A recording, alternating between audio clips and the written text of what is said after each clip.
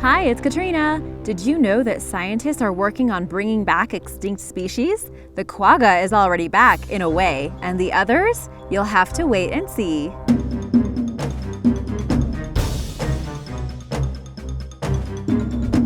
Number 7. The quagga. The quagga is an extinct zebra species that once inhabited South Africa. According to record in 1870, the last remaining wild quagga was shot, and the last captive quagga died in 1883. Hunting is primarily to blame for their extinction. Since 1987, the Quagga Project has attempted to bring this species back from extinction. According to DNA analysis, the quagga was a subspecies of the plain zebra rather than a separate species.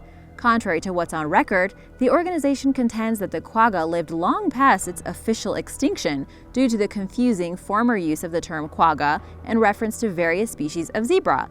They do, however, agree that the quagga was eventually hunted out of existence. The Quagga Project is attempting to restore this species, at least in an aesthetic way, by retrieving the genes responsible for its unique striping through selective breeding. Put simply, they hope to breed the Burchell's zebra to visually resemble the quagga.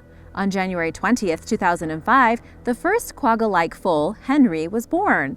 He was considered to resemble a quagga due to his visible reduced striping. In December 2013, the first fifth-generation foal was born. Out of the 116 animals listed by the Quagga Project in March 2016, 6 bore a reduced stripe pattern. The organization ultimately hopes to breed 50 such zebras and relocate them to a protected area within their former natural habitat. Number 6. The woolly mammoth. In a May 2015 interview with Smithsonian Magazine, DNA expert and biologist Beth Shapiro of the University of California at Santa Cruz discussed the possibilities revolving around the de-extinction of various species. When asked what species she would most like to bring back to life, Shapiro explained that while her answer to that question changes daily, the woolly mammoth is an ideal candidate. She has another candidate that she thinks would be more fun to bring back, though, which I'll tell you about in a bit. Shapiro sees the mammoth as an animal that would encourage people to take an interest in science and technology. She also believes that the mammoth would have a net positive impact on the environment. When the mammoth went extinct, its habitat changed dramatically. George Church of Harvard University is the leading researcher working to bring back the mammoth from extinction and believes that doing so may help convert some of the Earth's Arctic tundra back to a grassland environment. There are potential complications to resurrecting the woolly mammoth. Bringing the animal back would require manipulating female Asian elephants in various ways, including using their eggs, having them act as maternal hosts, and even having them raise the baby mammoths as their own. According to Shapiro, it's important to know how to safely carry out these later steps of the process before going past the primary stages of sequencing and manipulating genomes. The last mammoth went extinct around 4,000 years ago. Shapiro stated that creating some version of the animal, which would be an elephant with mammoth-like traits, could realistically happen within a decade.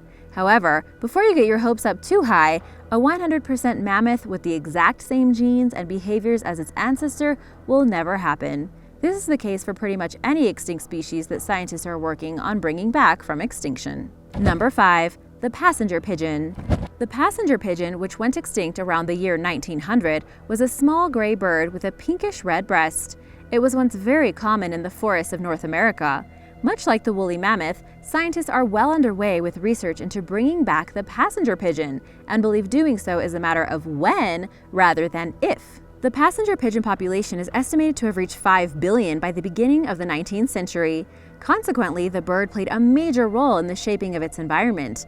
Between the high number of birds and their prevalent and flammable droppings, they were healthy natural disturbances in the forms of forest fires and the destruction of trees. When the passenger pigeon went extinct, the white oak lost its primary method of seed dispersal via the bird's droppings, and the aforementioned healthy natural disturbances in the forms of tree destruction and occasional fires ceased. Scientists believe that bringing the passenger pigeon back will be beneficial to the forests it once inhabited, which have not been the same since the species vanished.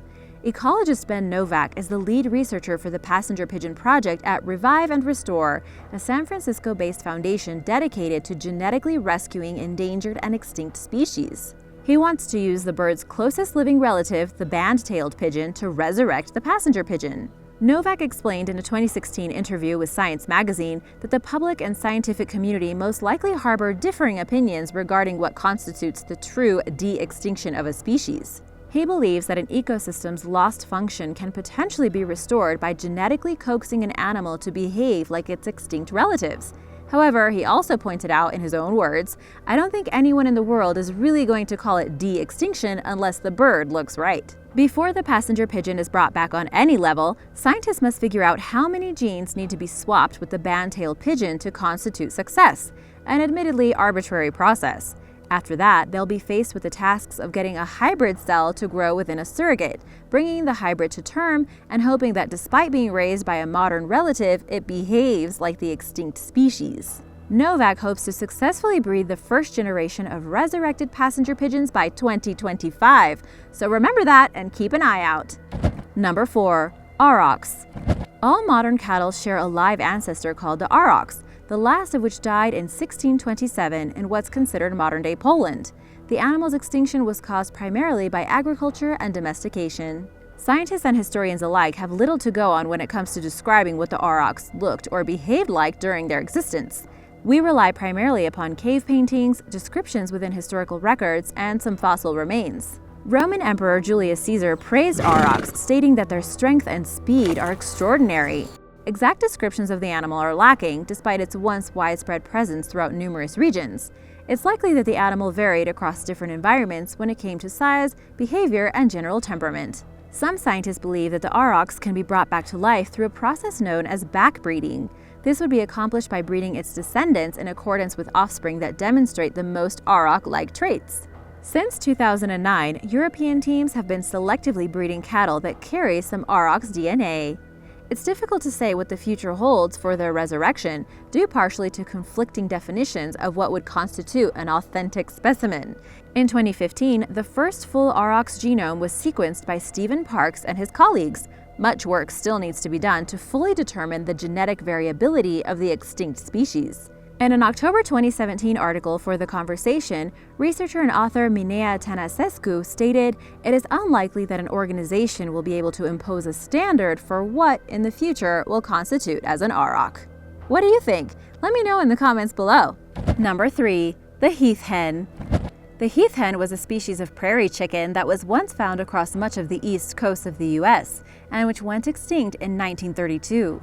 In 2014, at the urging and financial backing of residents of Martha's Vineyard, the Heath Hen became one of the de-extinction projects of the San Francisco-based foundation Revive and Restore. Although hunting was to blame for the eradication of the heath hen, the sand plains it once inhabited still exist and are a potential habitat for the hypothetical resurrected species to return to. Revive and Restore founder Stuart Brand and his team of scientists claim that they may be close to culturing germ cells that could be altered to carry heath hen DNA. These germ cells, which would develop into sperm or eggs, would be transferred to the embryo of a greater prairie chicken, the modern species of bird that most closely resembles the heath hen. Brand referred to the heath hen as a possible gateway bird for genetically rescuing a wide variety of endangered and possibly extinct birds. He believes that the resurrection of the heath hen could even lead to the comeback of the dodo and the passenger pigeon. Harvard geneticist George Church ranks the heath hen as on par with the woolly mammoth in terms of progress along the de-extinction process. In Church's own words, "I think they're both moving faster than we expected they would." Number 2. The Dodo Bird. During her May 2015 interview with Smithsonian Magazine, Beth Shapiro was asked what extinct species she thinks would be the most fun to resurrect. Her answer was the dodo bird. Why? Well, for one, it's silly looking with juvenile characteristics. If resurrected, the flightless bird could live in its protected native habitat on the island of Mauritius, which is located east of Madagascar. This would offer people the opportunity to observe the dodo in its natural environment. Dodo birds went extinct during the 1600s, shortly after humans discovered Mauritius. Dutch and Portuguese explorers introduced animals to the island that ate the dodo's eggs, such as dogs, rats, pigs, cats, and even monkeys. Additionally, it is believed humans hunted the bird for food. Eventually, the dodo was hunted out of existence. Resurrecting the dodo became a realistic vision in 2007, when a complete and well-preserved skeleton of one was discovered. Until then, most dodo remains were incomplete and were discovered in swamps, which had a corrosive effect on them. There are different proposed methods of bringing back extinct animals. In the case of the dodo, the process would possibly start by cloning some of its closest relatives. In fact, one of the reasons scientists believe the dodo can be brought back to life is because it has so many close living relatives, such as the Nicobar pigeon, a small flying bird from the southern Pacific, and others. It's theoretically possible to genetically engineer a living relative with DNA from the extinct species to give birth to a model animal, or the modern-day rendition of the extinct dodo. We'll see what happens. Number 1. Dinosaurs. So how close are we to resurrecting dinosaurs? Don't let science fiction movies like Jurassic Park fool you. As neat and terrifying as it would be to bring dinosaurs back to life, it's not going to happen.